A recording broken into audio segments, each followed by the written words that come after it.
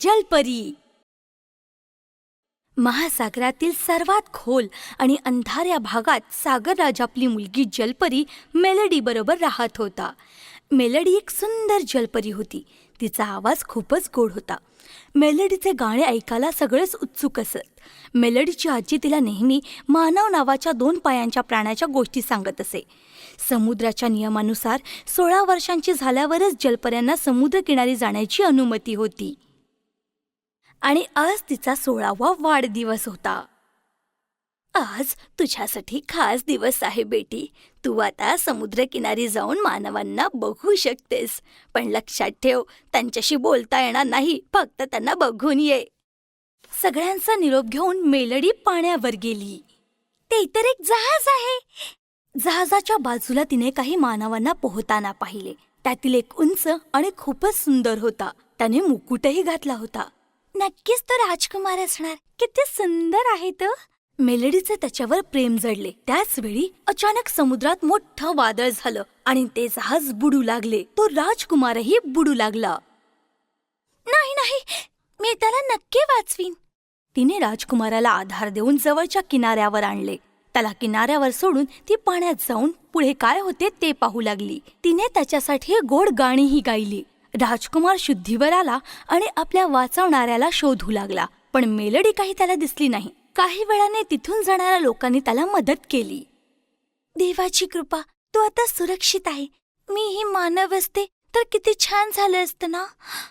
राजमहालात परत येऊन तिने आजीला सारी कथा ऐकवली. पण दिवसेंदिवस मेलडी दुःखी होत होती.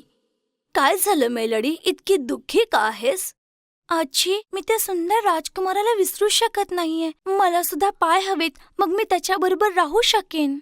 फक्त एकच व्यक्ती याबाबत तुला मदत करू शकते, समुद्री चेटकीण. ती तुला पाय देऊ शकते. मेलडी चेटकिणीकडे गेली. तिने पाय देणे मान्य केले. पण तिची एक अट होती. पायांच्या बदल्यात तुला तुझा गोड आवाज मला द्यावा लागेल. मेलडीने नाखुशीने तिची अट मान्य केली. ठीक आहे, हे घे, हे पी. ते पिताच मेलडी गाढ झोपी गेली. जाग आली तेव्हा ती समुद्र किनाऱ्यावर होती. आता तिला 2 पाय देखील होते. इतक्यात तो राजकुमार तिथे आला. कोण आहेस तू? मेलडीने उत्तर द्यायचा प्रयत्न केला, पण तिच्या तोंडातून आवाजच आला नाही. मी राजकुमार कायल. माझ्याबरोबर राजमहालात येशील? मी तुझी काळजी घेईन. राजकुमार मेलडीला आपल्या घरी घेऊन गेला.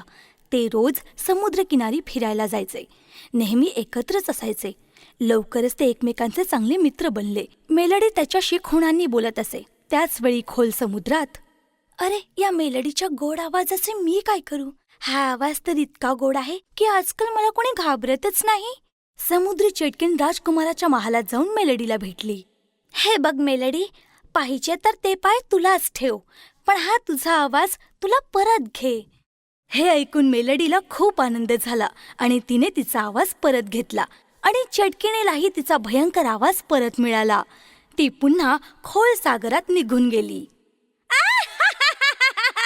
आता सगळे मला परत घाबरतील.